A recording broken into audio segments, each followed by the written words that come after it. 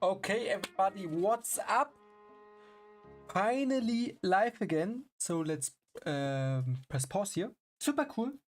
Oh, finally, after 4 weeks, so much time passed. So let me quickly do a sound test.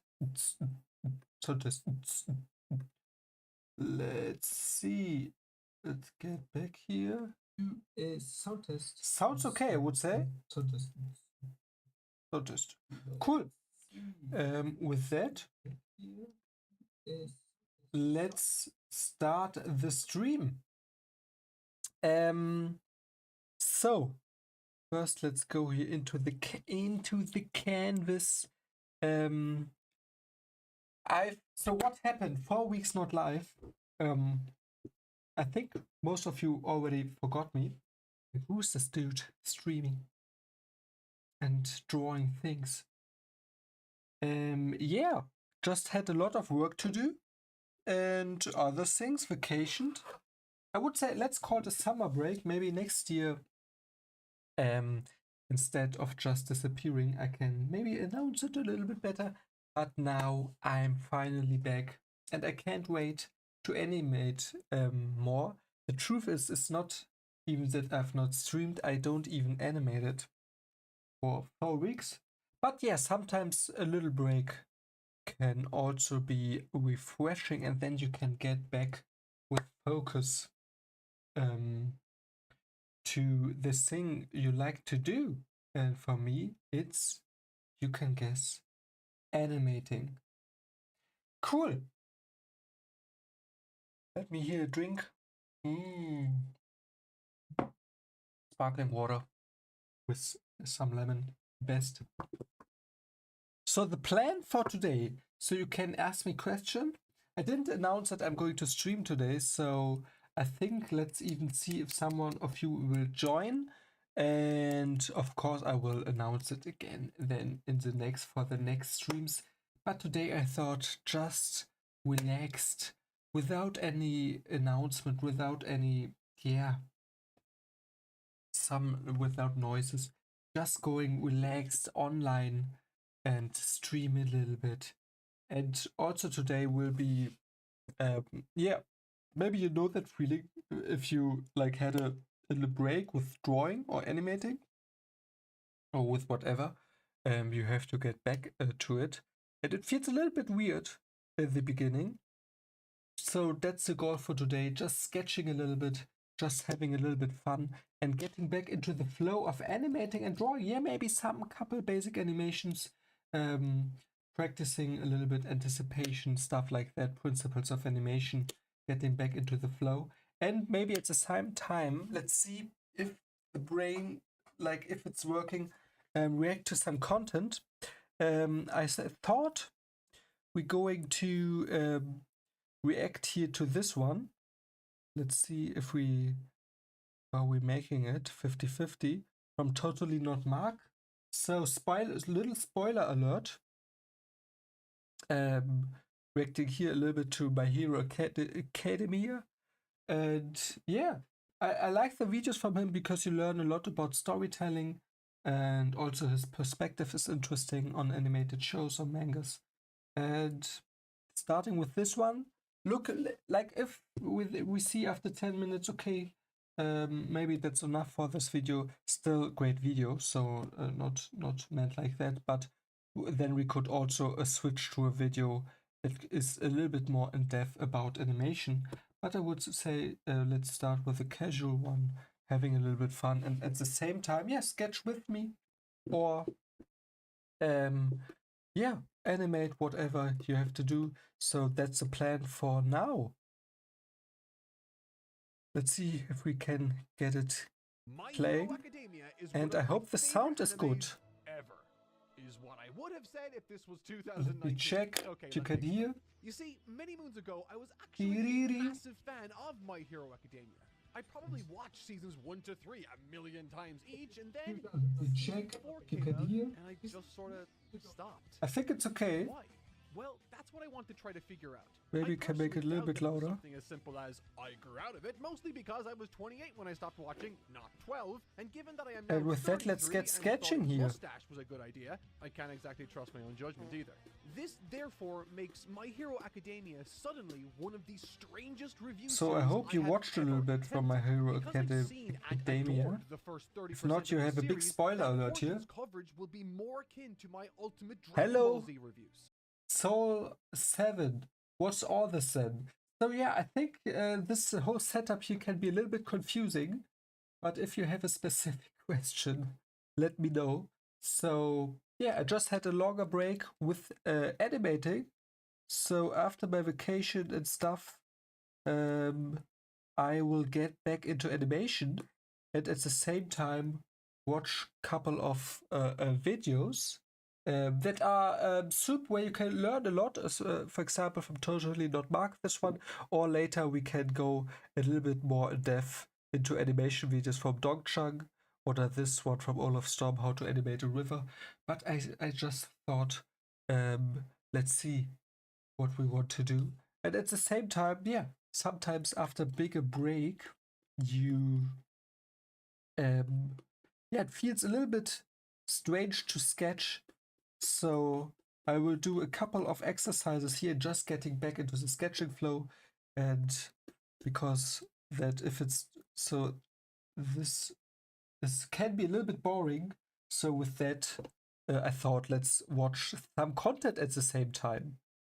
Yeah, but I can understand, can look confusing in the first seconds.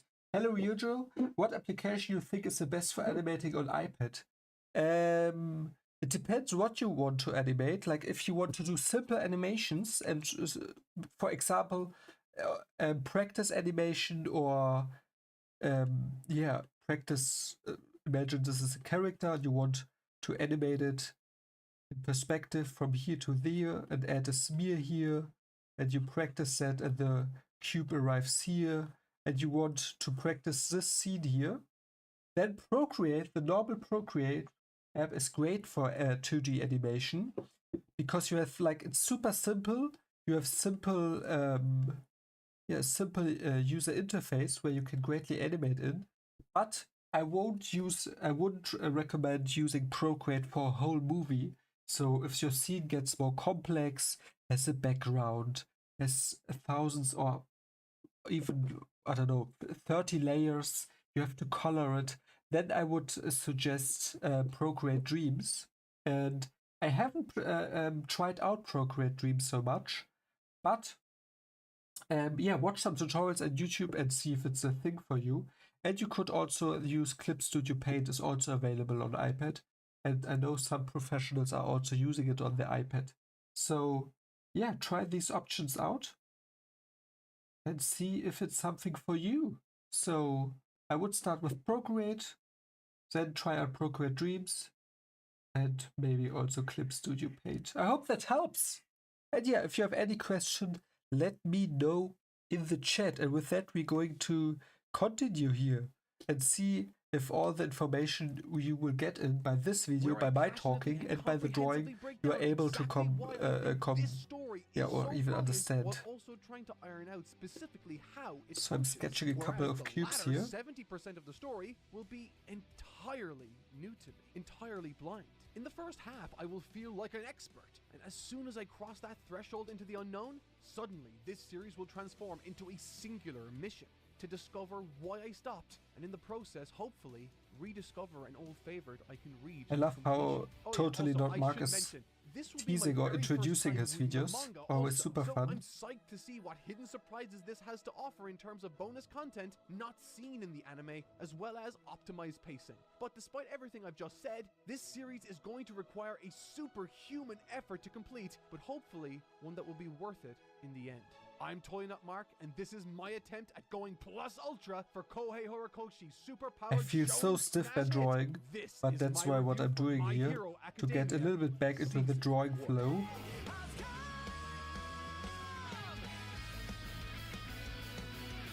And make it a little bit here, a little bit too loud at parts. While I can't recall why I stopped keeping up with My Hero Academia, I can, however, still viscerally feel why I fell in love with this story in the first place. Simply put, because it felt real, true to life. Now that might seem like a bold statement to assert at the forefront of an academic analysis of a superhero-themed traditional shonen, but believe it or not, that statement rings true no matter if the sketching here a couple of volumes or indeed My Hero to get back into the flow. Everyone to these great stories oftentimes isn't the fantastical, but rather a hidden element within that we recognize in ourselves. Sometimes this ingredient can feel empowering. I love when he's analyzing here videos and then like you discover things you don't even saw when watching the animated show. So like small indications or character developments, always super fun to see. Sometimes it can make us feel deeply uncomfortable, but it's that ingredient, that added relatability that transforms a collection of meaningless words into a story that moves millions around the world. The very first scene of any story is a uniquely important chance for any author to make a strong impression and establish the tone of their story. They might open with an action set piece or more broadly try to shock the audience. Looking at you, Berserk. Whatever approach you choose to take, the first scene should on some level be emblematic or representative. Also, I'm not sure if you watched Hero Academia, but it's so, like if you have watched it, it's so similar to the whole story from Naruto, the first total before Shippuden begins. Like only in a different school, in a modern world, but it has so many similar elements. I feel like the author had some or took some inspiration from Naruto. But yeah, not sure if you share this, but yeah, feels a little bit sometimes. But both are super fun to watch. What your story will ultimately focus on or look like into the future. With Attack on Titan, the story kicks off not in the present, but actually a scene slightly into the future of where the story starts proper, with Eren and the rest of humanity looking on in shock at the colossal titan leering over the incubating and protective walls of Shiganshina. The narration goes on to describe how Eren feels like trapped livestock, which succinctly describes the driving motivation of the entire story, as well as introduces the forces. Rio's writing, I personally didn't really like My Hero Academia. Yeah, it's fun. Yeah, I also like know friends who share the same opinion, who begins to watch a couple of episodes, but it's not their thing. Yeah, I mean, sometimes it clicks and it's fun for you, and sometimes not. But luckily, there are so many great shows out there. But also, I feel like for me, it just had some great moments that are fun to watch. It's fascinating hook and tells us exactly what the story is about. My Hero Academia takes an entirely different approach, but achieves the same result.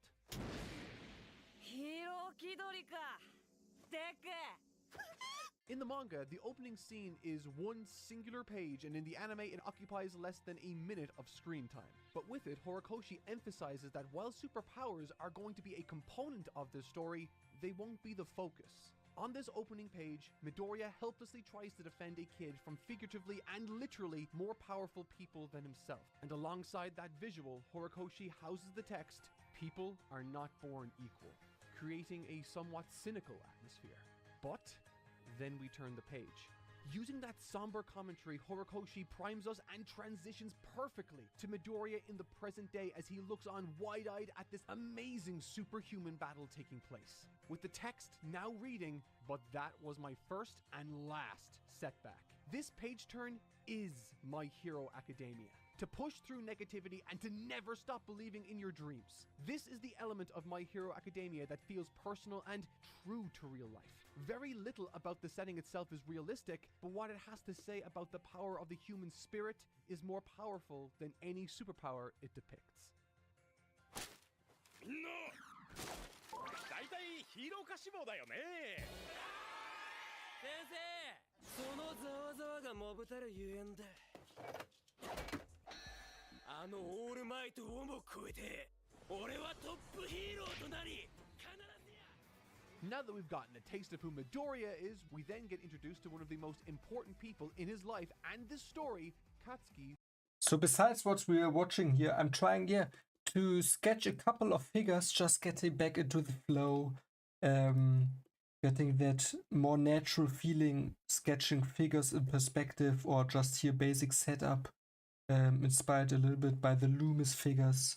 Not being too, I feel like when having a break and then sketching again, of course we make here and there's a couple of mistakes, but for now it's really about the feeling of sketching again and that it feels natural, and then improve these things we can do in the next days and when we are back in the flow of sketching. And I feel like even when you're sketching then almost every day, you don't even think then anymore how you're sketching things, but when you had this break, you're a little bit more conscious about it, and right now it's really about getting back into the flow.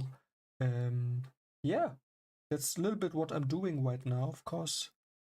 Also with that, if you have any recommendation, what are you doing when after you had a break when sketching, let me know, or any question.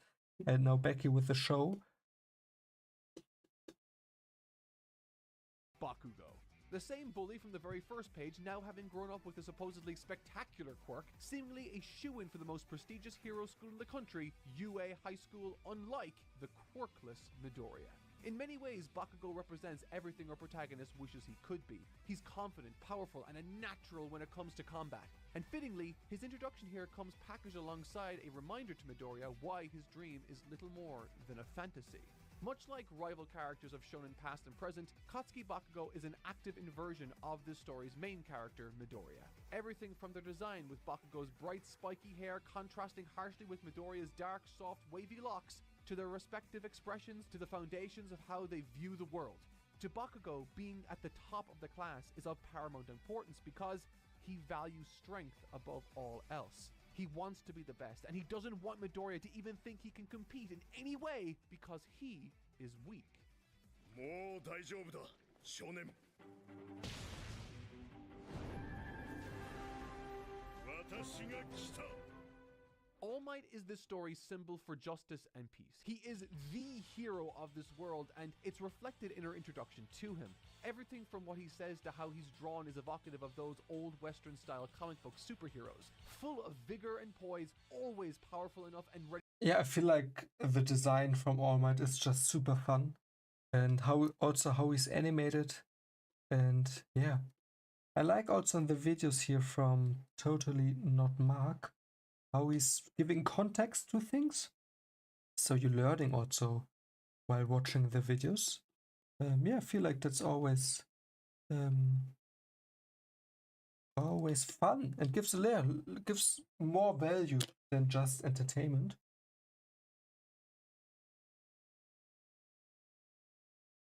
And also great frame here where I stopped.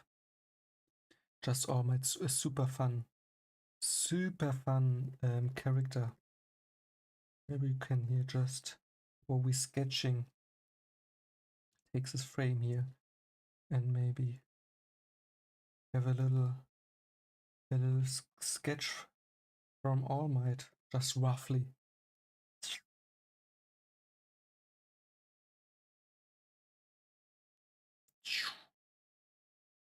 What are these big features here?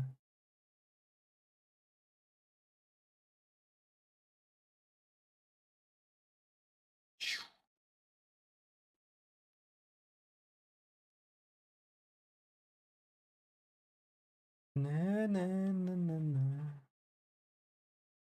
Na na na na na. Yeah, must be super. Maybe at some point we could also.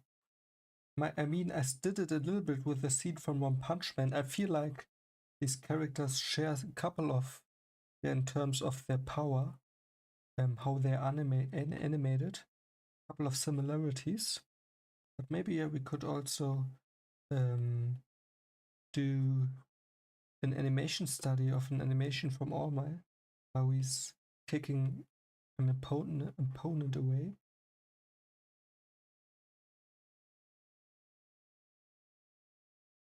A little sketch here, of course, would have to refine it. But yeah, it's always super fun character to sketch and animate.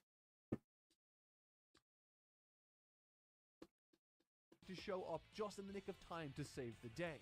Horikoshi loves to draw character pages between chapters here, containing basic info like their birthdays, heights, and some fun factoids about them that aren't disclosed in the story. It's just something to add flavor. But what he does with All Might here, it's such a wonderfully fun and creative way of showing us that this character is larger than life and indeed the page he's drawn upon.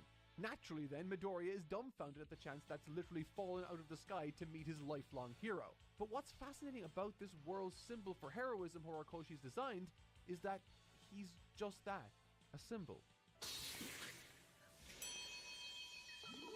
Faced with his childhood hero, the one who inspired him to shoot for his dreams in the first place, having been told he's too weak by his schoolmates, having been given no encouragement by his doctors, and after his own mother having given up hope for her own son, Midoriya, one last time, gathers the courage to solemnly ask his idol if he can truly become a hero, even if he doesn't have a quirk. And to that, All Might says, no. However, much like this story's first inspirational page turn, following this soul-crushing revelation from All Might comes one of the most uplifting and inspirational scenes from this entire first season. An aspect of what makes this story's opening function is the contrast it creates between Midoriya and pretty much everyone else. While almost every single character in this story is more naturally gifted than Midoriya, they, particularly All Might in this instance, also lack something Midoriya has abundance of: an endless passion and a clear sense of what is right and wrong. And it's here, with both Midoriya and All Might having stumbled across this monster attacking Bakugo, we finally get to see Midoriya's true power, his heart.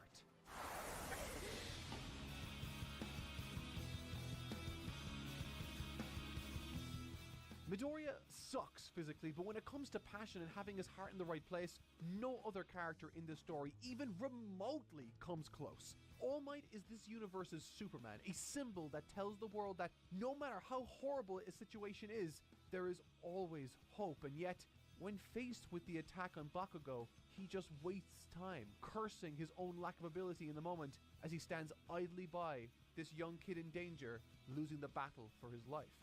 But Midoriya, when faced with a circumstance he is no more equipped than any other onlooker to contend with, he doesn't see this bully who has tormented him his entire life. He doesn't even think to wait for another hero to step in.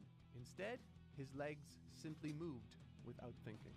Oftentimes, our real lives become complicated, distracting us with the noise of our disappointments. Disappointments that make us always look inward at our shortcomings and failures. But Midoriya is Horikoshi's wish for all of us. To hold on to those ideals and never lose sight of what's really actually important. And more than that, that quality doesn't go unnoticed. All Might's ethical priorities and passion for the job are called into question only to then be reignited by Midoriya in perhaps the single best establishment of a main character I've ever seen. These are the actions that make a hero I find it fun, like how passionate he's telling or telling the story about. And sometimes feel a little bit extreme, but yeah, if he feels that way. But I also, it's like hard to remember. It's like already so many months, or not months, even years that I watched the scene. But yeah, super cool to hear.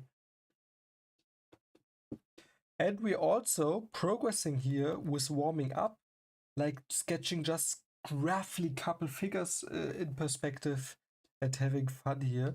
And maybe now in a second, then sketch a couple of faces loosely, and then animating a couple of simple things.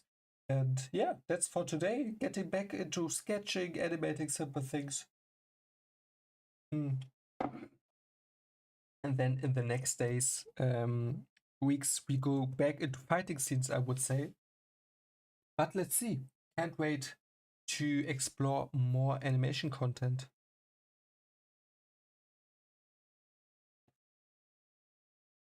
A hero, distilled once again so beautifully by Horikoshi into a single succinct exchange. Time and again, Midoriya has been reminded that he isn't good enough to be a hero, that at young ages, heroes that are meant to be heroes demonstrate signs of greatness, and that he seemed to lack that.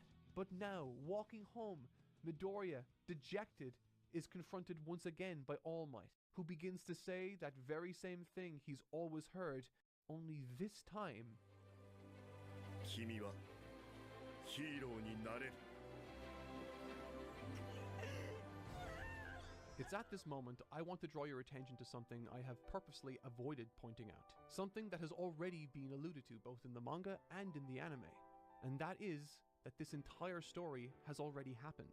That what we are seeing through these text boxes are not current events, but a retelling of a certain story from the point of view of the world's strongest hero. And that hero is Izuku Midoriya. This is unquestionably a near perfect opening to the story, one I would dare venture to say couldn't be made better. Entirely emblematic of what is to come, beautifully illustrated, powerfully expressed, and profoundly emotional. And to think, we're only just getting started. 食え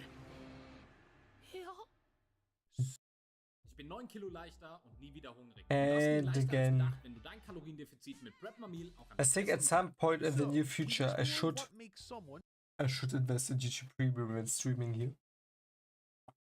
But still, you have to bear with me.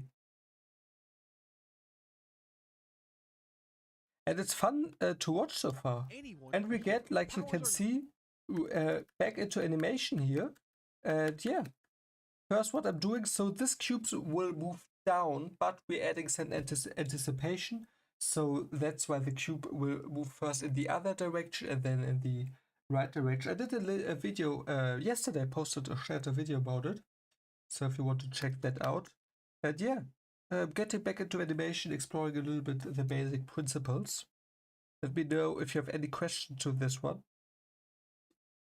which is such a wonderfully inspirational note to conclude this introduction with. Comforting and evocative of the many superhero films produced in the West today, like Captain America: The First Avenger. However, I think the direction Horikoshi took this series in comparison to Marvel's approach with Captain America strikes at the core of what sets this series apart. While I adore Steve Rogers' story, Midoriya doesn't simply get into a machine and come out the other end jacked to the nines. Instead, he has to train intensely for 10 whole months, yielding admittedly stark but still modest results compared to Captain America and to where he needs to be in order to wield this power he's been given. Which brings me nicely to my next point. I think this decision to have Midoriya's quirk be one that he inherits, rather than be something he's born with or can call his own, was an inspired choice. Naturally, it comes packaged with the standard learning to use your powers stuff that all superhero movies do, but what I found interesting was how this learning curve was approached in the story and how it almost ends up defining Midoriya's character. When Captain America emerged from that machine, at first he's a little awkward, but within minutes comes to grips and starts to feel one with his new power set. When it comes to Midoriya, however, and his first use of his powers, this isn't the case.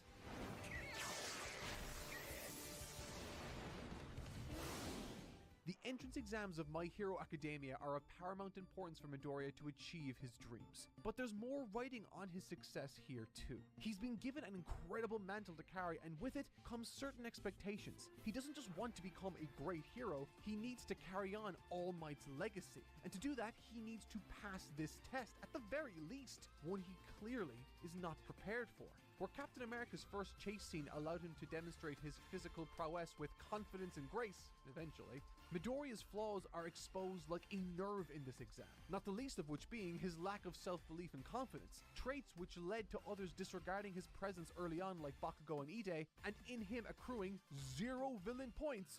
So what we're doing here, also of course listening to the fun comment here, is giving the, like, we have in essence we have a super simple movement here with this box, but by letting it first move in the other direction, then super fast, and so here is squash and stretch, and then coming back to shape again, we're adding a little bit life to this basic movement here. And yeah, with that, with simple things like overlap action, anticipation, and squash and stretch, basic principles of animation, we can level up our animation. I like also the frame where we stopped. Cool. Cool, and with that, I think we watched, like, only if someone of you, I mean, you can also watch on your own, but I would say, let's jump to the next video. Maybe we will dive in this one and maybe watch a little bit from this one here.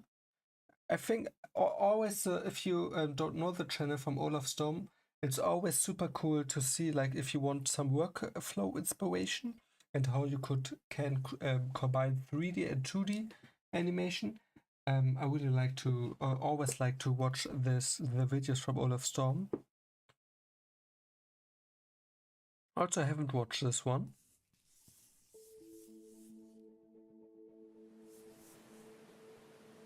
There's a lot of water coming down the river in Ötztal.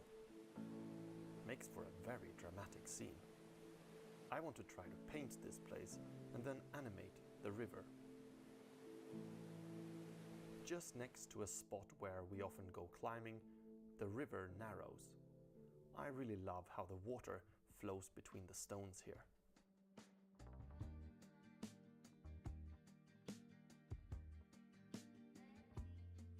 In my animated film project that is about rock climbing, I'm working on a montage section where my characters travel between different climbing locations. I really like if these places are possibly real locations, at least closely inspired by some. I use Photoshop for painting, and I'm drawing on a large Wacom Cintiq. It's 24 inches and displays a 4K image, so it really makes for a nice painting experience.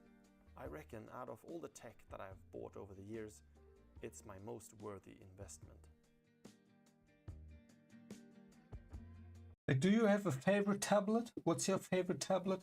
Like, for me, I'm using the super simple one. Like, I would say it's even the cheapest Wacom tablet, like this one. I'm not sure even how it's called.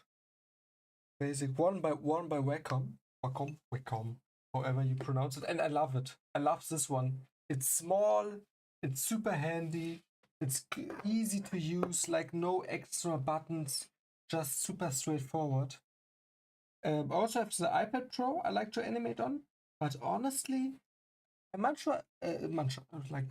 starting to talk German. Like, sometimes I'm thinking about buying a Cintiq, but of course on one side it's expensive, and also I'm happy with this one. And I feel also sometimes like your posture is also important when you're animating so many hours. And I feel like with this one, like where you can watch almost like to the front or straight, is also good for your posture. But yeah, of course there are pros and cons on like which tablet you use.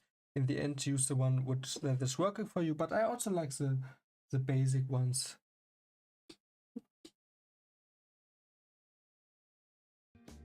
For the initial colors I put down, I work from the far background and then forward. I simplify anything that is far away into basic shapes. It will allow for more visual contrast and put the viewer's attention where I want it.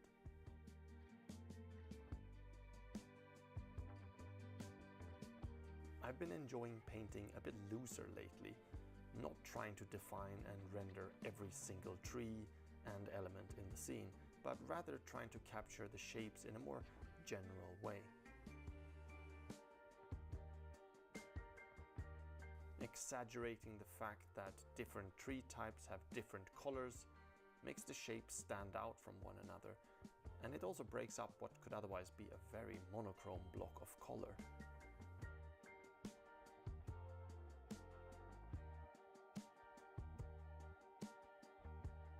Adding hints of tree trunks also helps to sell it. They can also vary quite a lot in color. It's so easy to get lost in details, but I constantly remind myself not to overwork an area. I sometimes have the feeling that I have to render the image fully for it to be a final piece. But when looking at other artists' work, I'm often more drawn to art that describes the scene with less high details and rather uses bolder brushwork. So I should allow myself to go that direction too. I don't have a strong directional light source here, which could maybe have looked good. It's a bit more flat lit. On the day I shot the references, it was quite a grey day. But grey days are also days to paint. I intend to animate the river, so here I've blocked out what one frame could look like. Translating the flow and speed of the water into animation can be a challenge. I'm thinking textured and noisy brushwork would be a cool way to describe the white water. More on that later. The wooden bridge together with the water below will be the focal point. I decided to quickly 3D model a version of the bridge and then paint on top of that, roughen it up again so it doesn't stand out as being a 3D asset. I partly did that because it aided my painting process, but also because I want my two characters to cross the bridge, looking down towards the rapids. And for wide shots like this, I've created a 3D version of my otherwise 2D animated It's character. always cool to see. These are really quick to use and drop into a scene. They also blend well with my close-ups that are 2D animated. I have full videos here on my channel, as well as on my Patreon page, where I show how these were made. When painting, I tend to work in a very linear way. I make new layers every now and then, especially when I want to try something out, but I almost only paint on the most recent layer. I just keep building and building on it, so I don't tend to keep different layers for different elements of the scene. I jump around too much for that to be useful, and if there's anything I don't like, I rather paint over it or repaint it than to fiddle around trying to find the right layer for the right element. And again, we have some annoying ads we have to get through. Thank you. Now that the painting is almost finished, it's time to start looking at the animation for the water. I've done several river scenes before where I've taken And also animated water a little bit, but yeah, I feel like you have to practice it so much to get good results. different approaches to how to animate the water. I will build upon these and try to keep the slightly looser brushwork that the background has in the rapid flowing water as well. I need this white water to cycle through a couple of frames that makes it look like it's splashing and crashing into the rocks. I don't think we need that many frames to create a convincing loop. 5 to 6 should do the job, I think.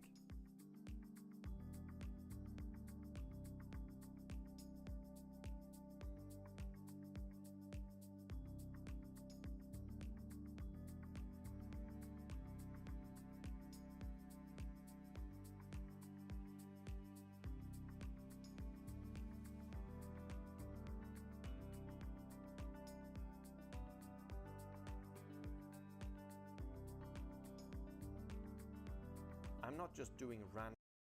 And I also like here what I'm animating is really frame by frame. I don't know, maybe we have to think this concept here through again, doing two things at the same time. But let me know in the comments. But what I'm doing here on the right actually is just adding here a little rotation. I just wanted to play a little bit rotation of the box, moving it up and then down. And also animating it frame by frame. So having fun here. I like to just use a simple box and then animate it frame by frame and exploring a little bit a couple of principles of animation. And with that, yeah, just having a little bit fun and perspective. Cool.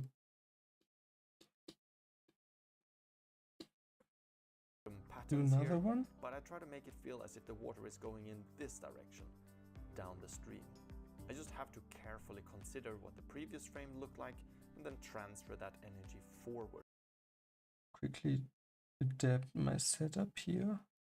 So it's working, whatever we did here. Now I'm back. I'm back in animating.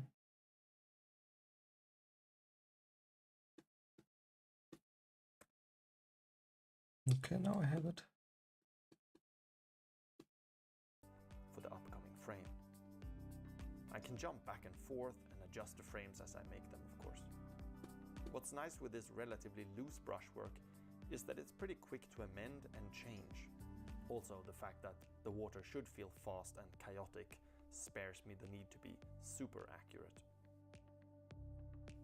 The blue part of the water looks very static at the moment, so we need a pattern on the surface of the water that moves downstream, helping to describe the flow of the river.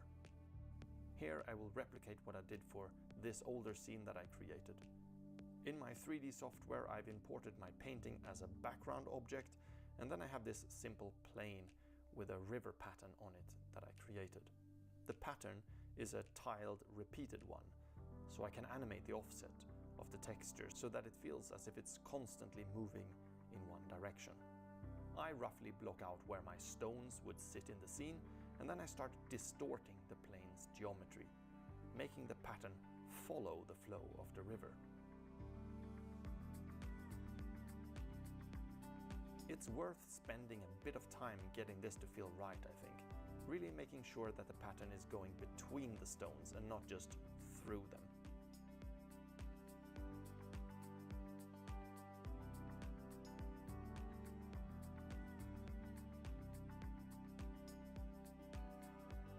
We now have the painted background, the river pattern, the white water animation, and my characters added into the scene. To give the blue water a bit of extra life, I separated it with a mask and added a bit of displacement to it in After Effects. This takes away the static brushwork I would otherwise have underneath the water pattern.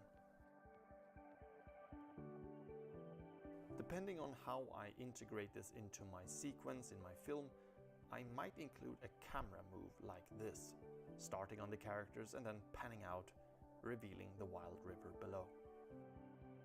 There are videos on my Patreon Looks page where super I show cool. you how in Like the After whole Effects. process here. This takes away the revealing the wild river below to the scene.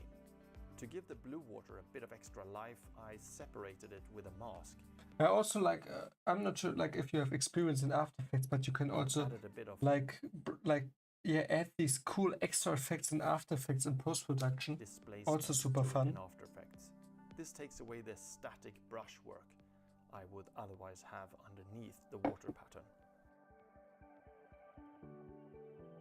Depending on how I integrate this into my sequence in my film, I might include a camera move like this, starting on the characters and then panning out, revealing the wild river below.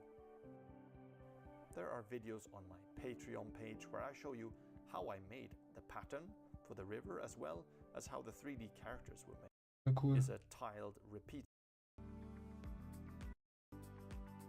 I separate. I mean, you can already with a river understand a lot just by skipping to through amend and change. the video. I will build upon these and try to keep the slightly looser brush Cool, super fun to watch. And what we've did here on the right, and we can also go back here a little bit on just exploring a little bit here. A couple of basic movements of animation with a simple ball. I mean, we can do also again another one, and just take a simple ball and animate it and let it move a little bit. So first in the other direction, again, we want some anticipation. And then add a smear or something.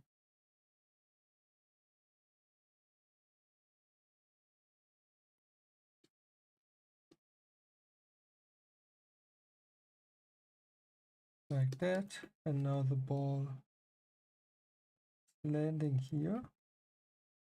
Adding a little bit of perspective.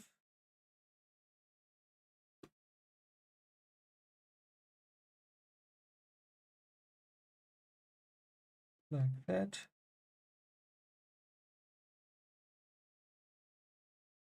Like that.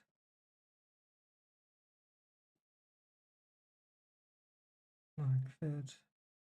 And then the ball comes back to its normal shape.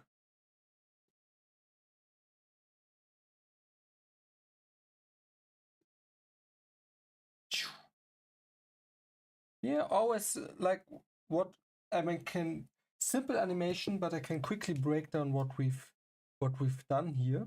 So first, and I mean you can add these principles to everything. First, what we have is here anticipation.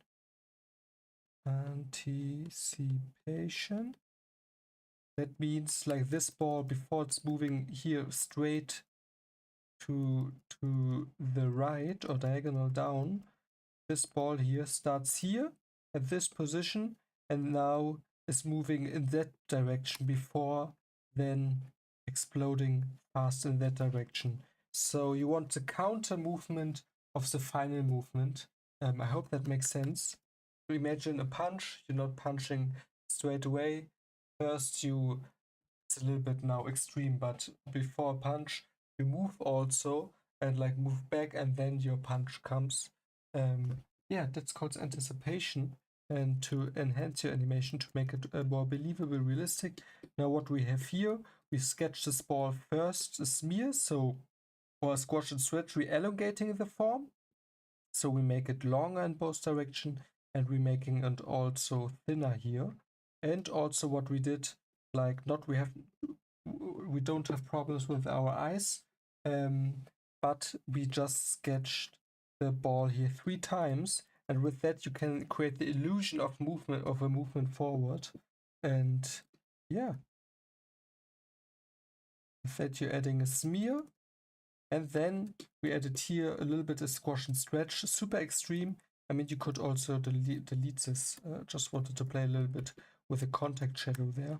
But then you have a smear here where the ball have contact with the ground here. Didn't sketch in the ground, but then it's coming before, like it's just physics. With a high speed, the ball lands on the ground and is expanding and then getting back to its normal shape. So here we have, or before we had a smear, and here we have a squash and stretch, and then the ball is getting to its basic shape. And before, not just getting it to its basic shape, but moving still a little bit up and then down, because it was just with such a high speed to that point. And with that, yeah, you can make your animations a little bit more appealing. Cool. I think this was a super fun session, almost 1 hour. I reacted to a little bit of content. I just had some fun, sketched a little bit, get back into animation. Thanks everyone, Ryoju and Soul7 for writing in the chat, asking questions. participating. Super fun. Hope to see more of you in the next streams. I also will make an announcement then. Yeah, with that, I wish you a great start in the week. We have Monday, and I'm definitely planning to do one more stream this week, maybe 2 or 3. Let's see. I have to see with work what's up, how I have time, but at least one more stream I will do. So with that, I wish you a great night, day. For me, it's night now. And yeah, see you soon. Thanks for watching. Bye. And also last time watching the animation, enjoying it. Super fun. Cool. Cool.